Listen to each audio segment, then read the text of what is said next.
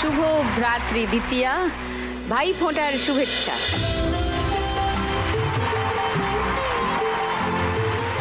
আজকে একটা বিশেষ দিন ভাইদের জীবনেও বোনদের জীবনেও। আজকে আমাদের ভাই ফোঁটা উপলক্ষে আছে এক বিশেষ পর্ব, আছে কিছু বিশেষ মা লক্ষ্মীরা যারা খেলবেন আজ আমার সঙ্গে লাখ টাকার লক্ষ্মী লাভ সিজন 2।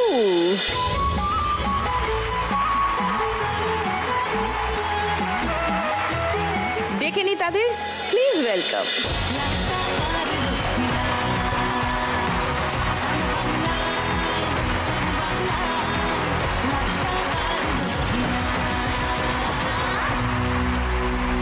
মা লক্ষ্মীরা ভাইদের নিয়েই চলে এসেছে। সবার সঙ্গে একটু আলাপ করি আগে। আমার প্রথম মা লক্ষ্মী আর তার ভাই দীপিকা। নমস্কার। নমস্কার দিদি, আমার নাম দীপিকা মুখার্জি। আমি এসেছি পূর্ব বর্ধমান জেলার শিলাঘাট গ্রাম থেকে। আচ্ছা। আমার বাবা টোটো চালক। আমরা 3 বোন 1 ভাই। 3 বোন 1 ভাই। ভাইয়ের নাম কি? আমার নাম তারকনাথ মুখার্জি। তারকনাথ। কাপড়ের দোকানে আমি একটা কাজ করছি এবং ভাই এখন অনেকটাই অসুস্থ রয়েছে। আমি ওই কাপড়ের দোকান থেকে ইনকাম করে ভাইয়ের এখন চিকিৎসা চালাচ্ছি। আমার বিয়েও ঠিক হয়েছিল ওর যখন। কার বিয়ে? আমার। তোমার? আচ্ছা। তারপরে ওর যখন ধরা পড়ে ওটা আমি নিজে ক্যান্সেল করেছিলাম যে না এখন হবে না।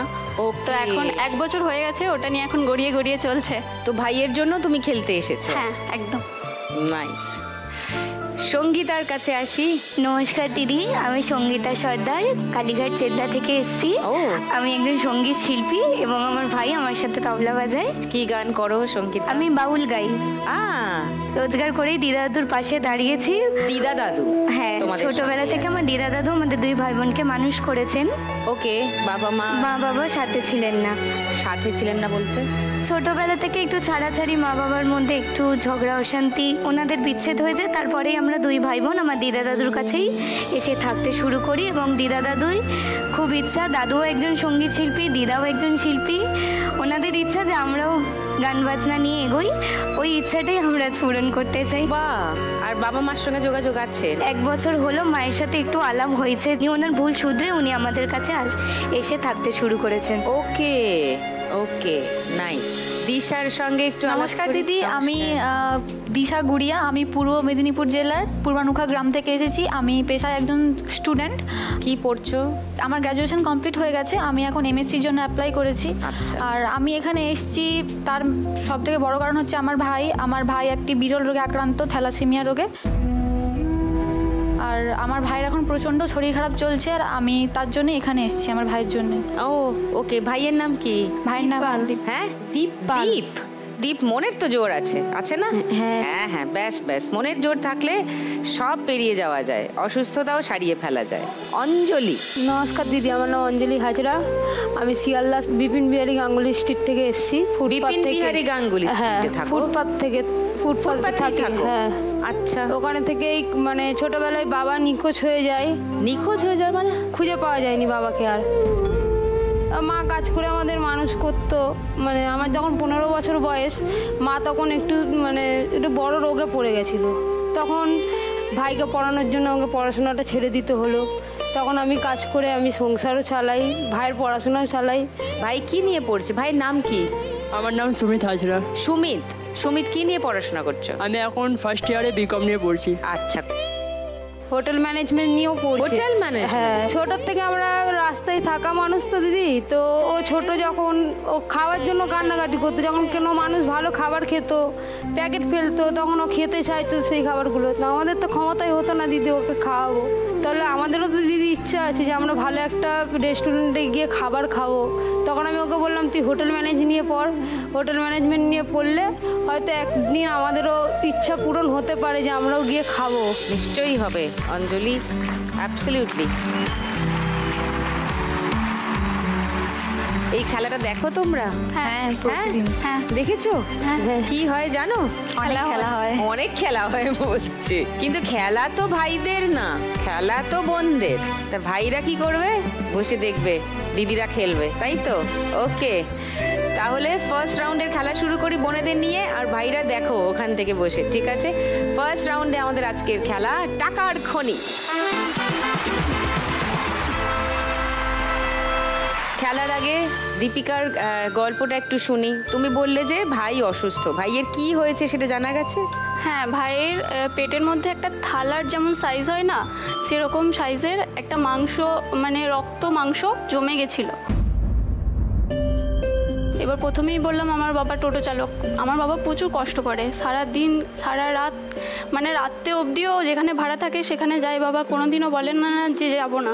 আর আমরা 3 বোন অনেক কষ্ট করে বড় হয়েছি। আমি আজকে নাচ গান শিখেছি, আমি নাচ করেছি, অনেক জায়গায় নাচ নিয়ে গেছি, কিন্তু সেগুলো আমার সাকসেস হয়নি, কারণ আমার বাবা যেহেতু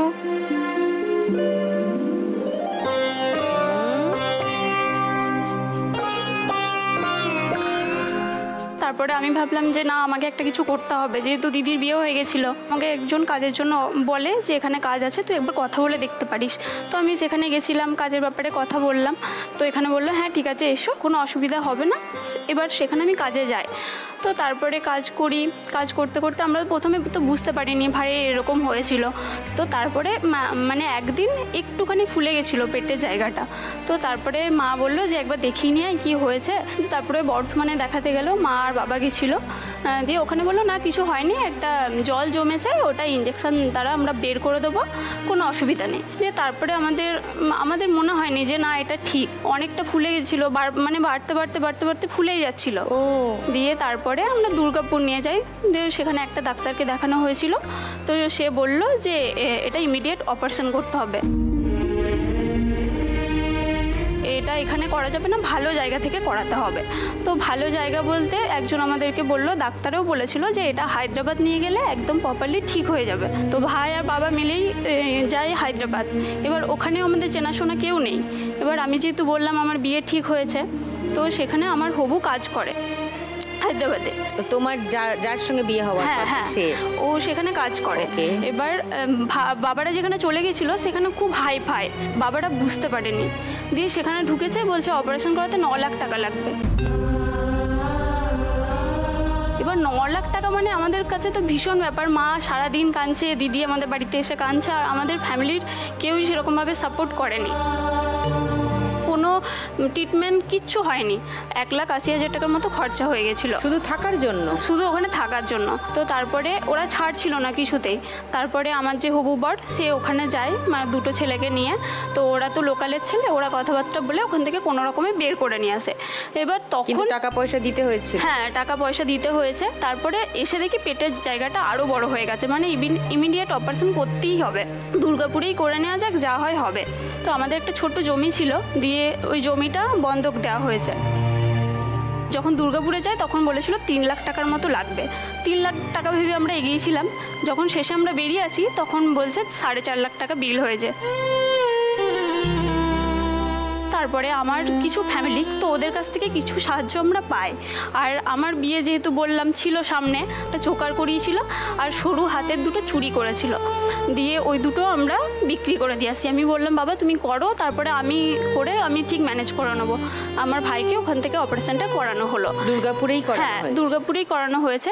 দিয়ে দুর্গাপুর থেকে এলো দিদি শ্বশুরবাড়ি, আমার হবু শ্বশুরবাড়ি যদি আমাদের পাশে না থাকতো আমরা কোনোভাবেই ভাইকে হয়তো বাঁচিয়ে আনতে পারতাম না। আর আমি অনেকটা করেছি, সেটা আমার ভাই বুঝতে পারবে। আমার মা বাবা দিদি সবাই এসছে। কে কে এসছে বাড়ি থেকে? মা এসছে, বাবা এসছে, দিদি এসছে। ও দিদি কোথায়? ও নমস্কার।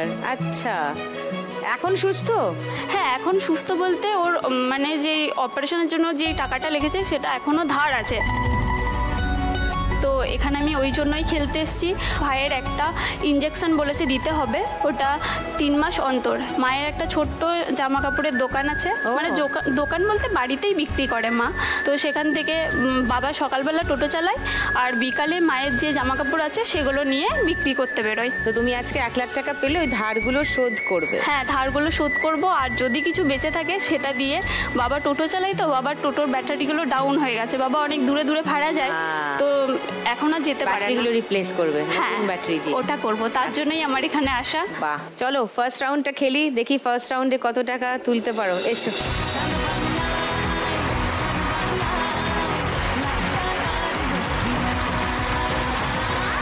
তোমার 1 মিনিট সময় শুরু এখন। উঠছে না, অতক্ষণ থাকবে না, পড়ে যাবে। শুনছি নতুন শতাব্দীটার ডাক। হ্যাঁ হ্যাঁ, নিচে খুন্তি চালিয়ে এক ঝটকা মারো। নাতিনা ভোরের দরজা হাত, নাতিনা ঘাদিনা শুনছি নতুন শতাব্দীটার ডাক। না, সব ওদিকে চলে গেছে, টাকাগুলো আবার নিজের কাছে আনো। হ্যাঁ, উঠছে উঠছে। জড়ো করে তোল, জড়ো করে তোল।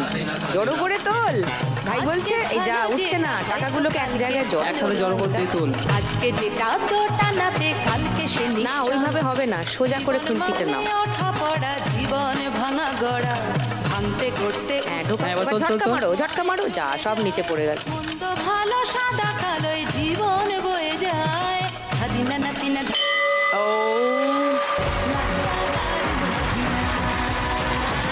500 60 80 1810 20 1820 দীপিকার স্কোর ফার্স্ট রাউন্ড। এবার সঙ্গীতা, তোমাদের গল্পটা একটু শুনি। দু ভাই বোনের। মায়ের অনেক কম বয়সে বিয়ে হয়ে যায়, তারপরেই আমি জন্মগ্রহণ করি। তার 2 বছর পরেই ভাই। মায়ের একটু প্রবলেম হয় বাবার সাথে থাকতে, মাকে টর্চার করতেন অনেক রকমভাবে। একটা সময়ের পর সেটা মা নিতে পারেননি, তো আমাদের 2 ভাই বোনকে নিয়ে ডিসিশন নেন যে দাদু দিদার কাছেই থাকবো। এবার যদি বলেছিলাম যে আমার শিল্পী ঘরেই জন্ম, আমার দাদু গান করেন, দিদাও গান করেন, তো আমাদের দুজন এসছে না? হ্যাঁ এসছে। কোথায়? ও নমস্কার। দুজনেই বাউল গান করেন, মাও গান করেন। মা এসছে? হ্যাঁ, মাও এসছেন। ও আচ্ছা, নমস্কার, বসুন বসুন বসুন। মাও গান বাজনা করেন। ও, আমার বাবাও গান বাজনা করতেন। ওকে, মানে আমার মায়ের সাথেও আলাপ হয় বাবার গানের পরিচয়তেই। হ্যাঁ, আলাপ হয়, তারপর বিয়ে, তারপর এত কিছু। তো তারপর দিদা দাদু ডিসিশন নেন যে তোকে আর যেতে হবে না, সংসার করতে হবে না, তুই থাক, এখানে কাজবাজ কর, তোর 2টো বাচ্চাকে মানুষের মতন মানুষ কর। মা সেটা হয়তো তখন মাথায় নেননি। পরবর্তীতে আরেকটা ভুল করে ফেলেন, তখনও আমরা খুবই ছোট। মানুষ করার মতন তখন দিদা দাদু ছাড়া আর কেউই ছিলেন না।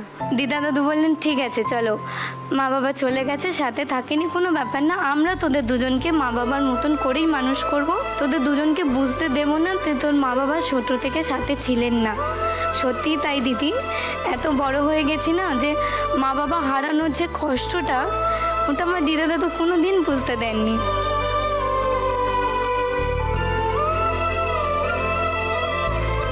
মুখের ওপর যেটা চেয়েছি সেটাই এনে দিয়েছেন। ভাই যেটা চেয়েছে মুখের ওপর কষ্ট সৃষ্টি করেও এনে দিয়েছেন। আমার দাদু কাজ করেন, আলুর বস্তা তুলে তুলে দোকানে দোকানে দেন, এবং দিদা একদম জ্ঞান হওয়ার পর থেকে বাবুর বাড়িতে কাজ করেন। এত বয়স হয়ে যাওয়ার পরেও ওনারা কিন্তু চেষ্টা চালিয়ে রেখেছেন আমাদের দুজনের মুখ চেয়ে আমাদের দুজনকে একটা প্রতিষ্ঠানে দাঁড় করাবেন। গান বাজনা নিয়ে আমাদের পড়াশোনাও করেন। আমাদের একদম যখন জ্ঞান হয়েছে, বাউল গাইছি, শুনে শুনে শেখা গাওয়া। দিদা দাদু চেয়েছিলেন যে তোদের শেখানোর মতন শেখাবো। স্কুলে ভর্তি করেন, বাণীচক্রে আমাদের হাতে খড়ি হলো। আমি ক্লাসিক্যাল শিখলাম, শিখে এখন দিদি আমি 4th ইয়ারের পরীক্ষা উত্তীর্ণ হয়েছি, এবং ভাই 3rd ইয়ারের পরীক্ষা দিয়েছে তবলায়। তো দিদা দাদুর এত কষ্টের ফল আমরা দুজন।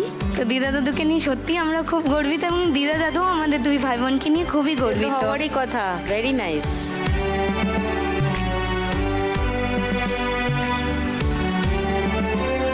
তুমি যদি আজকে 1 লাখ টাকা যেত সঙ্গীতা, তুমি কি করবে? দিদা দাদুর যে ইচ্ছাটুকু আমাদের পিছনে ঢেলে দিয়েছেন ওনারা, ওনাদেরও তো একটা শখ আহ্লাদ থাকে, আমি একটা সোনার গয়না করব, আমার একটু ব্যাংক ব্যালেন্স হবে, আমি একটু বাড়ি করব। ভাইকে তো পড়াশোনা করাবই, তারপরে যেটুকু বাঁচবে একটু একটু করে দাদু দিদার ইচ্ছাটা পূরণ করতে চাই। নাইস।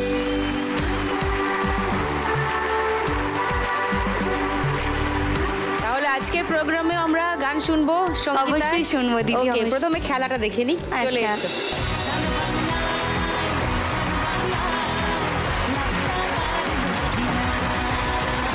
তোমার 1 মিনিট সময় সঙ্গীতা, শুরু হচ্ছে এখন।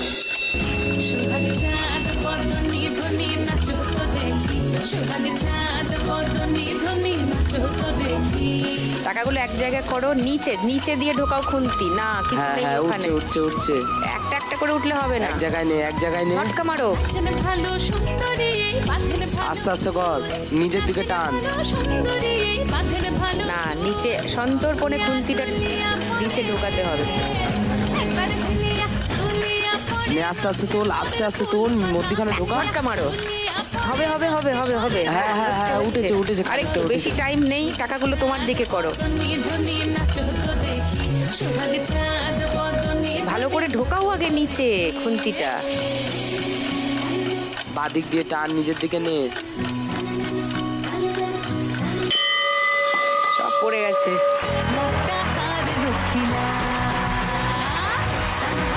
500, 80, 90, 500, 3500। লাভলি। দুজনের খেলা হয়ে গেছে।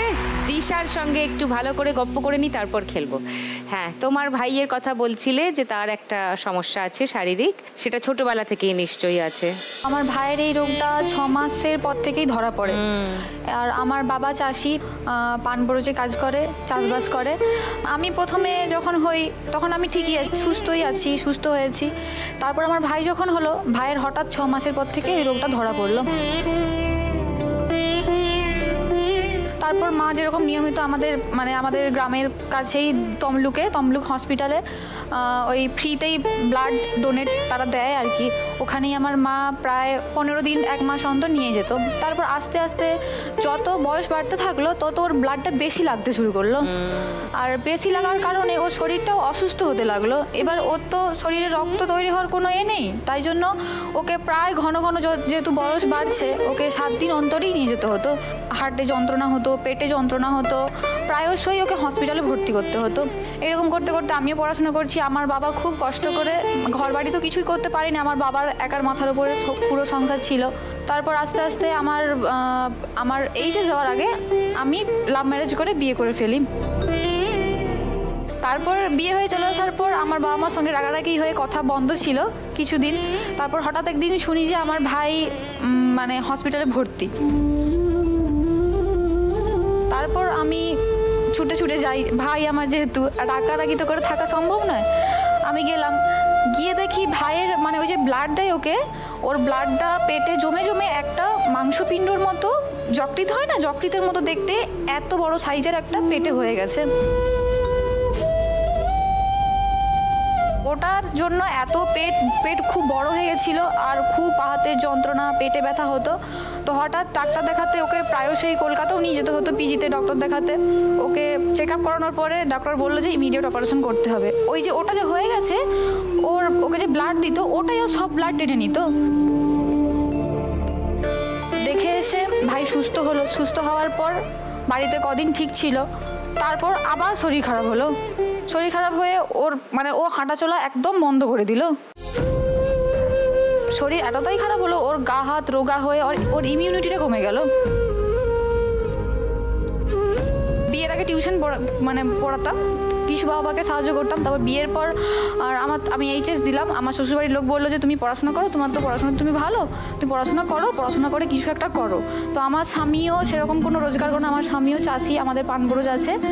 তারপর আমিও পড়াশোনা চালিয়ে যাই, গ্র্যাজুয়েশন কমপ্লিট করি। কমপ্লিট করার পর ভাই তো অসুস্থ আছেই, তার উপর আমিও অসুস্থ। আমার পেটে যন্ত্রণা হওয়ার কারণে আল্ট্রাসাউন্ড করলাম। আল্ট্রাসাউন্ড করতে আমার ধরা পড়লো আমার একটা কিডনি নেই। ওটাতে ডক্টর বললো যে শরীরে কোনো সমস্যা নেই, শুধু কি আমি হাঁপিয়ে যেতাম, অন্য মানুষের তুলনায় আমার শরীরে ইমিউনিটি কম। এরকম শুনে আমার যখন ওই রোগটা ধরা পড়লো, আমার বাবা মা খুব ভেঙে পড়লো যে আমার একটা বাচ্চা এরকম, আমার আরেকটা বাচ্চাকেও আমরা হারিয়ে ফেলবো। আমি প্রথমে রোগটা সিরিয়াসলি নিইনি, তারপর আস্তে আস্তে আমার বাড়লো। এই কিছুদিন আগেই ওটার খুব প্রবলেম হতে আমার স্যালাইন চললো। আমাকে ডক্টর বললো যে তুমি বড় ডক্টর দেখাও। এবার বড় ডক্টর দেখাতে গেলে মিনিমাম একটা অ্যামাউন্টের প্রয়োজন, সেটা এখন যোগান দেওয়া সম্ভব নয়। কিছুদিন আগে এরকম হয়ে আমি আমার বাবা মাকে বললাম যে আচ্ছা ভাইয়ের কি এই রোগটা কোনো কিছুতে সারানো যায় না? তখন মা বললো যে এর একটা চিকিৎসা আছে, বোন ম্যারো ট্রান্সফার। তো ওটা দিদি বা ভাইয়ের থেকে করলে হয়। এবার আমার শরীর থেকে করলে হয়তো হবে, কিন্তু সেটার অনেক অ্যামাউন্ট আছে, যেটা আমাদের পক্ষে অ্যাফোর্ড করা সম্ভব নয়। এই গিয়েছেন কিছুদিন আগে, আমার ভাইয়ের মতোই একজন থ্যালাসেমিয়া, সে আমার শ্বশুর বাড়ির পাড়াতেই বাড়ি, সে কিছুদিন আগেই হার্ট ফেল করে মারা গেছে। তারপর থেকে আমার মা আর আমি খুব ভেঙে পড়ি।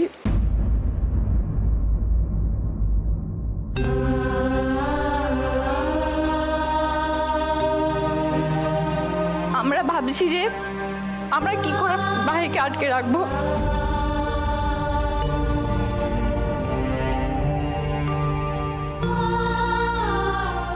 কিন্তু আমি জানি না আমি আমার ভাইয়ের চিকিৎসা আমি ঠিক মতো করাতে পারবো কিনা, কারণ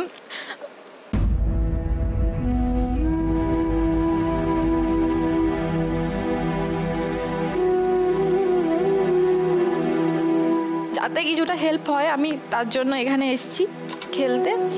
ভাই ফোঁটার দিন কি মন্ত্র বলে জানো তো?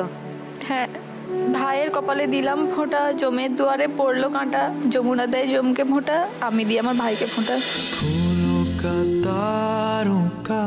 তো আমি চেষ্টা করব আমি যাতে জমের কাছ থেকে আমার ভাইকে ফিরিয়ে আনতে পারি। আমি প্রতিদিনই ঠাকুরের কাছে প্রার্থনা করি যাতে আমার আয়ু থেকে ঠাকুর আমার আয়ু থেকে আমার ভাইকে আমার আয়ুটা দিয়ে দেয়। सारी उम्र हमें संग रहना है। তা কেন, দুজনেই বাঁচবে, সুস্থ হয়ে বাঁচবে, ভালো হয়ে বাঁচবে। আজকে আমার ভাই চলতে পারছে না ঠিক করে, তাও অনেক কষ্ট করে ও এসছে এখানে। আমার ভাই আমার মাও অনেক কষ্ট করছে আমার ভাইকে নিয়ে ছোটবেলা থেকে আজ অব্দি।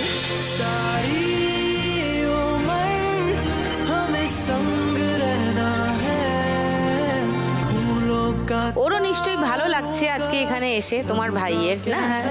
কাঁদবে না, আজকের দিনে তো একদমই নয়। চলো ফার্স্ট রাউন্ডে খেলি। ওকে, চলে এস।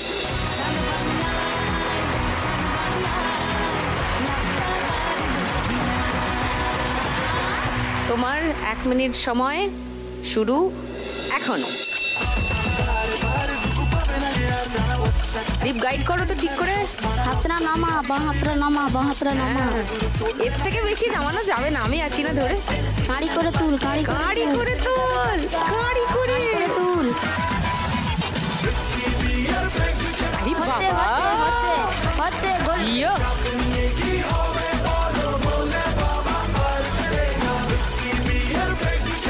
নিয়ে এসো, তোমার কাছে নিয়ে এসো, কাছে নিয়ে এসো টাকাগুলো, ফটাফট ফটাফট। তাড়াতাড়ি তাড়াতাড়ি, টাইম শেষ হয়ে যাবে। নিচে ঢোকাও, ওখানে নেই, আবার এক জায়গায় করো।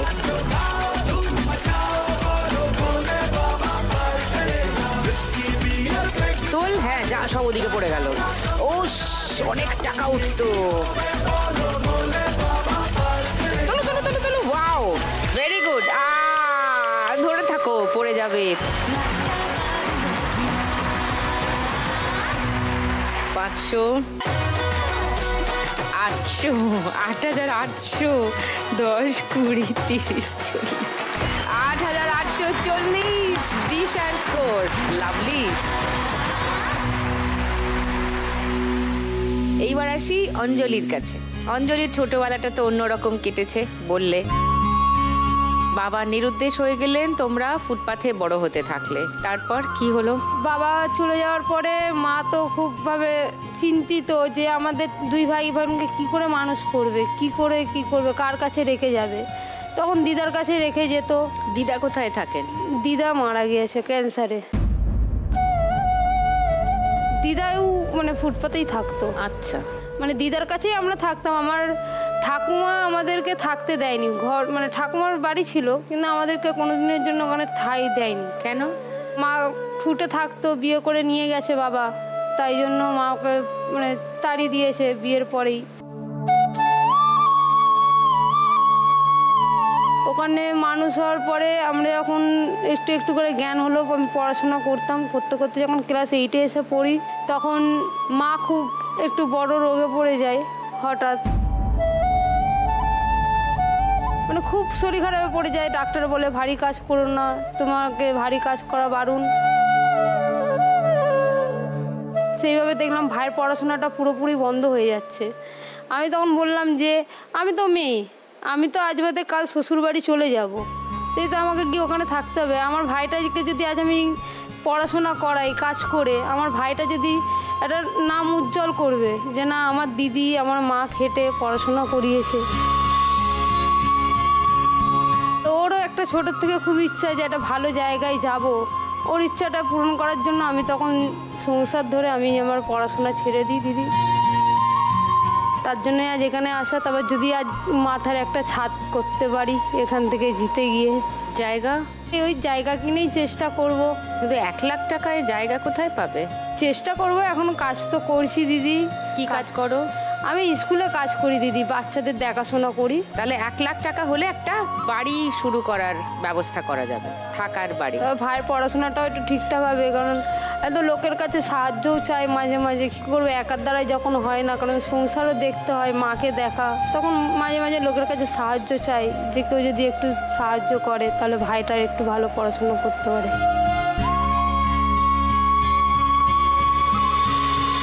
ঠিক আছে, চলো খেলে নিয়ে এসো।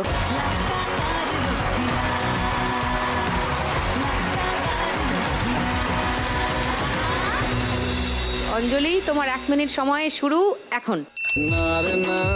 সব টাকাগুলো আগে এক সাইডে করে, একদিকে মাঝখানে দিয়ে করে নে। হ্যাঁ, করে এবার তুলতে থাকো, তুলতে থাকো। না, নিচে নিচে ঘুরতে ঢোকাতে হবে। হ্যাঁ, নিচে নিচে নিচে। ওই 1টা 2টো করলে হবে না, আরো নিচে ওঠো, আরো নিচে ঢোকাও। ওরম ভাবে আবার জোরে কর, আবার জোরে কর, সামনের দিকে জোরে কর, জোরে কর বলছি, জোরে কর। কুঞ্চিটা ভালো করে ঢোকাও, ঢোকেনি ঢোকেনি ঢোকেনি। সব ভালো করে নিচের দিকে ভালো করে ঢোকা, আগে সামনের দিকে টান আর নিচের দিকে ঢোকা। ঢোকাও না, সব চলে গেল তো সাইডে, তোমার কাছে আনো।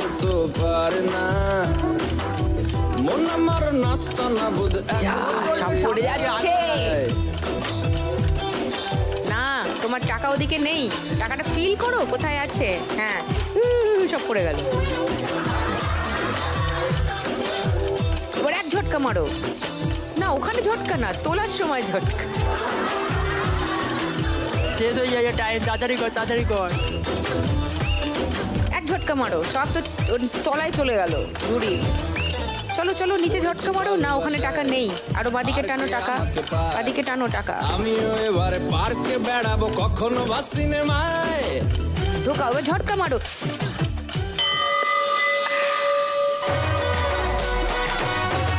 500, 1000,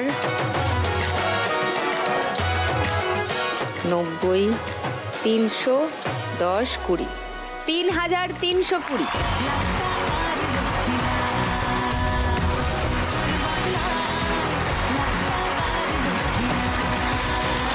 এইখানেই এই রাউন্ড শেষ। এবার যাব পরের রাউন্ডে, যেটা খুব মজার রাউন্ড, গানের রাউন্ড, প্রচুর স্কোরও হবে। কিন্তু আজ ভাইফোঁটার সন্ধে, বোনেরাও আছে ভাইরাও আছে, ফোঁটা হবে না তা তো হয় না। একটু হয়ে যাক অনুষ্ঠান, তারপরে গানের রাউন্ড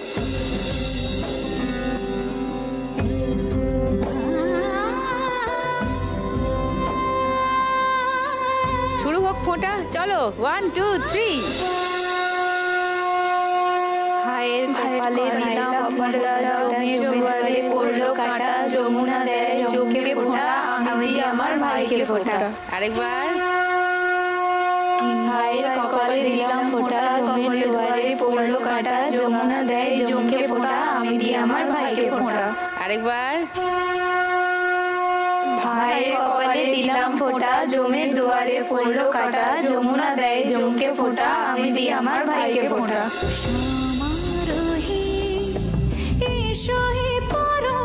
তারপরে ধান দুব্য দিয়ে আশীর্বাদ করবে না? সমারোহে এসো হে পরমতর সুন্দর, এসো হে ঝনক ঝঙ্কারে ওরা দেরি নাহি, এসো এসো এসো এসো সুন্দর, এসো সমারোহে এসো হে পরমতর সুন্দর, এসো হে।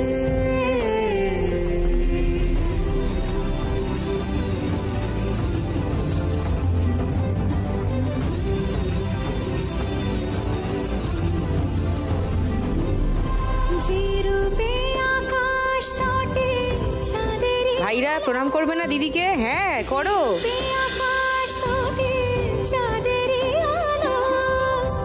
যে রূপে লাট সখী সিঁদুরে সাজালো সিঁদুর। ওরে বাবা রে, লাভলি। আমার যাই হয়ে যাক, আমি আমার ভাইকে জমে দুয়ার থেকে ফিরিয়ে আনবই।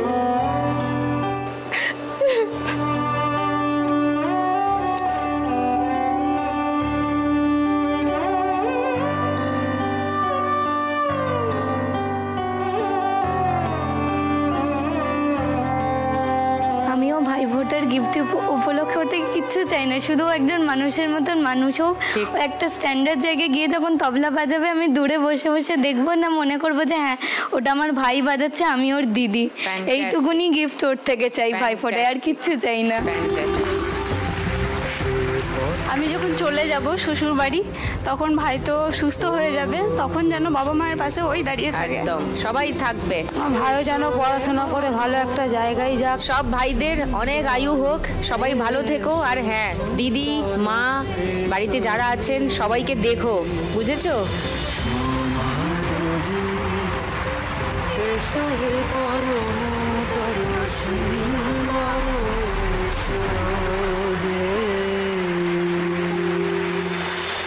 ফোঁটা দেওয়া হয়ে গেছে, এবার শুরু করব আমাদের গানের রাউন্ড। গানে গানে লক্ষ্মী লাভ। এবার জমবে খেলা রোজ সন্ধে বেলায়, লাক্কাকার লক্ষ্মী লাভ।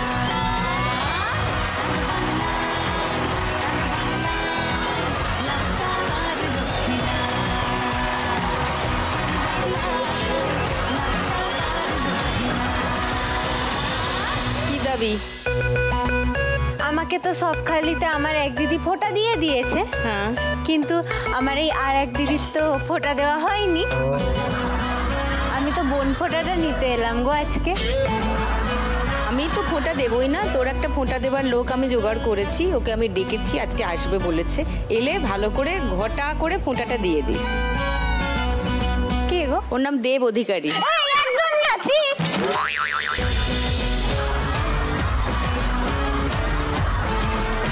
একদম এসব কথাবার্তা বলবে না।